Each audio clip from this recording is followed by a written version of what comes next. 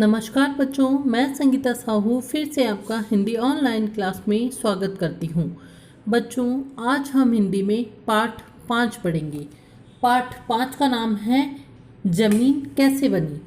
लेखक परिचय। पंडित जवाहरलाल नेहरू का जन्म 14 नवंबर 1889 को इलाहाबाद, उत्तर प्रदेश में हुआ था।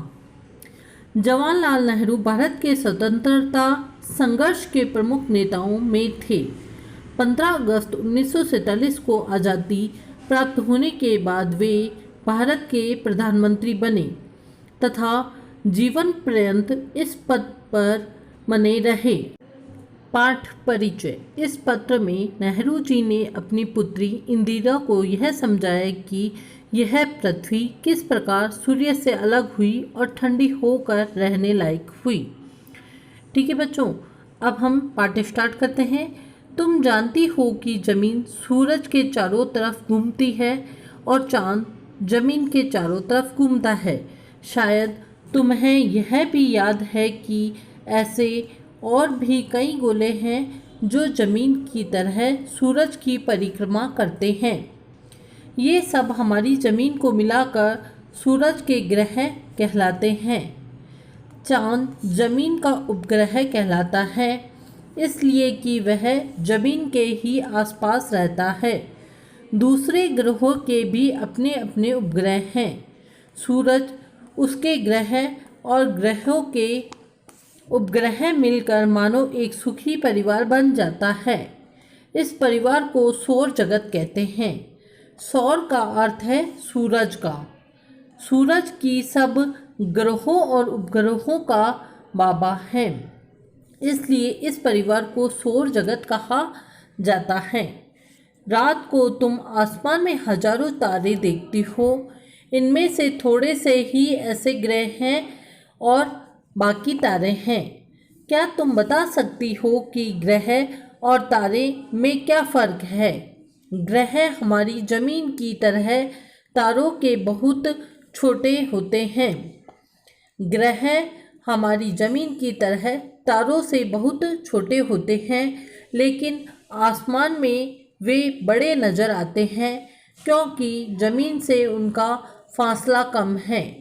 ठीक ऐसा ही समझो जैसे चाँद, जो बिल्कुल बच्चे की तरह है, हमारे नज़दीक होने की वजह से इतना बड़ा मालूम होता है, लेकिन तारों और ग्रहों के पहचानने का असली तरीका यह है कि वे जगमगाते हैं या नहीं। तारे जगमगाते हैं, ग्रह नहीं जगमगाते। इसका सबब यह है कि ग्रह सूर्य की रोशनी से चमकते हैं। चाँद और ग्रहों में जो चमक हम देखते हैं वह धूप की है। असली तारे बिल्कुल सूरज की तरह हैं। वे बहुत गर्म जलते हुए गोले हैं जो आप ही चमकते हैं। यहाँ पंडित जवाहरलाल नेहरू अपनी पुत्री को बता रहे हैं कि ग्रह और तारों में क्या अंतर है और क्या अंतर नहीं है। दरअसल सूरज खुद एक तारा है। हमें यह बड़ा आग का गोला सा मालूम होता है, इसलिए कि ज़मीन से उसकी दूरी और तारों से कम है। इससे अब तुम्हें मालूम हो गया है कि हमारी ज़मीन भी सूरज के परिवार में सौर जगत में है। ठीक है, पंडित जवाहरलाल नेहरू इंदिरा गांधी से कह रहे हैं कि इससे तुम्हें पता चल गया होगा कि जो हमारी ज़मीन है वह भी सूरज के परिवार में अर्थात सौर जगत में है। हम समझते हैं कि ज़मीन बहुत बड़ी है और हमारे जैसी छोटी सी चीज़ को देखते हुए वह है भी बहुत बड़ी। पंडित जवाहरलाल नेहरू कह रहे हैं कि हम समझते हैं कि ज़मीन बहुत बड़ी है और हमारे जैसी छोटी चीज़ को देखते हुए वह है भी बड़ी, अर्थात हम बहुत छोटे हैं उसके सामने। अगर किसी तेज गाड़ी या जहाज़ पर बैठो तो इसके एक हिस्से से दूसरे हिस्से तक जाने में महीनों लग जाते हैं, लेकिन हम चाहें यह कितनी भी बड़ी दिखाई दे, असल में यह धूप के एक कण की तरह हवा में लिपटी हुई है। सूरज जमीन से करोड़ों मील दूर है और दूसरे तारे इससे भी ज़्यादा दूर हैं। ज्योतिषी या वे लोग जो तारों के बारे में बहुत सी बातें जानते हैं हमें बतलाते हैं कि बहुत दिन पहले हमारी ज़मीन और सारे ग्रह सूर्य ही में मिले हुए थे। जो ज्योतिषी और जो ज्योतिष्य का ज्ञान रखते हैं वे लोग बतलाते हैं कि ज़मीन और सारे सूर्य में ही मिले हुए थे। आजकल की तरह उस समय भी सूरज जलती हुई धातु का निहायत गर्म गोला था। अर्थात अभी जिस तरीके से सूरज बहुत गर्म होता है उसी तरीके से पहले भी सूरज बहुत गर्म हुआ करता था। किसी वजह से सूरज के छोटे छोटे टुकड़े उससे टूटकर हवा में निकल पड़े, लेकिन वे अपने पिता सूर्य से बिल्कुल अलग न हो सके। वे इस तरह सूर्य के इर्द गिर्द चक्कर लगाते रहे। सूर्य के अगल बगल में ही वह चक्कर लगाते रहे, जैसे उनको किसी ने रस्सी से बांध रखा हो। यह विचित्र शक्ति जिसकी मैंने रस्सी से मिसाल दी है एक ऐसी ताकत है जो छोटी चीज़ों को बड़ी चीज़ों की तरफ खींचती है। यह वही ताकत है जो वजनदार चीज़ों को ज़मीन पर गिरा देती है। हमारे पास ज़मीन ही सबसे भारी चीज़ है, इसी से वह हर एक चीज़ को अपनी तरफ खींच लेती है। इस तरह हमारी ज़मीन भी सूरज से निकल भागी थी। उस ज़माने में यह बहुत गर्म रही होगी, इसके चारों तरफ की हवा भी बहुत गर्म रही होगी, लेकिन सूरज से बहुत ही छोटी होने के कारण वह बहुत जल्द ठंडी होने लगी। सूरज की गर्मी भी दिन प्रतिदिन कम होती जा रही है, लेकिन उसे बिल्कुल ठंडे हो जाने में लाखों बरस लगेंगे। ज़मीन के ठंडे होने में बहुत दिन लगे।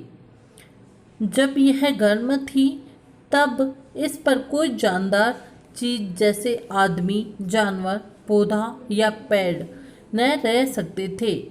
सब चीज़ें जल जाती। जैसे सूरज का एक टुकड़ा टूटकर ज़मीन हो गया, इसी तरह ज़मीन का एक टुकड़ा टूटकर निकल भागा और चांद हो गया। बहुत से लोगों का ख्याल है कि चांद के निकलने से जो गड्ढा हो गया है वह अमेरिका और जापान के बीच प्रशांत सागर है। मगर ज़मीन को ठंडे होने में भी बहुत दिन लग गए। धीरे धीरे ज़मीन की ऊपरी तह तो ज़्यादा ठंडी हो गई, लेकिन उसका भीतरी हिस्सा गर्म बना रहा। तो बच्चों, आपको पता चला ये सब बातें कौन बता रहे हैं? ये सब बातें पंडित जवाहरलाल नेहरू अपनी पुत्री इंदिरा गांधी को बता रहे हैं। सूर्य, चांद, तारे, जमीन इत्यादि के बारे में वह उन्हें बता रहे हैं। अब भी अगर तुम किसी कोयले की खान में घुसो तो जो तुम नीचे उतरोगी गर्मी बढ़ती जाएगी। शायद अगर तुम बहुत दूर नीचे चली जाओ तो तुम्हें ज़मीन अंगारे की तरह मिलेगी। चांद भी ठंडा होने लगा। वह ज़मीन से भी ज़्यादा छोटा था, इसलिए उसके ठंडे होने में ज़मीन से भी कम दिन लगे। चांद भी ज़मीन से निकला था और वह बहुत छोटा था, इसलिए वह जल्दी ही ठंडा हो गया, और जबकि ज़मीन थी वह बड़ी थी, इसलिए उसको ठंडे होने में ज़्यादा दिन लगे। तुम्हें उसकी ठंडक कितनी प्यारी मालूम होती है, उसे ठंडा चांद ही कहते हैं। शायद वह बर्फ़ के पहाड़ों और बर्फ़ से ढके हुए मैदानों से भरा हुआ है। जब ज़मीन ठंडी हो गई तो हवा में भी जितनी भाप थी वह जमकर पानी बन गई और शायद मेघ बनकर बरस पड़ी। उस ज़माने में बहुत ही ज़्यादा पानी बरसा होगा। यह सब पानी जमीन के बड़े बड़े गड्ढों में भर गया और इस तरह बड़े बड़े समुद्र और सागर बन गए। यहाँ पर पंडित जवाहरलाल नेहरू कह रहे हैं कि जो भाप थी वह बादल बन गई और बादल बनकर वह बरस गई, पानी बन गया और ज़मीन के बड़े बड़े गड्ढों में भर गया और इस तरीके से समुद्र और सागर बन गए। जो जो ज़मीन ठंडी होती गई और समुद्र भी ठंडे होते गए, त्यों त्यों दोनों जानदार चीज़ों में रहने लायक हो गए। ठीक है बच्चों, जिस प्रकार ज़मीन ठंडी होती गई, समुद्र भी ठंडे होते गए, वैसे वैसे जानदार चीज़ों के रहने लायक हो गए। अर्थात यहाँ सजीव व्यक्ति, जानवर, पशु पक्षी आदि रहने लायक बन गए।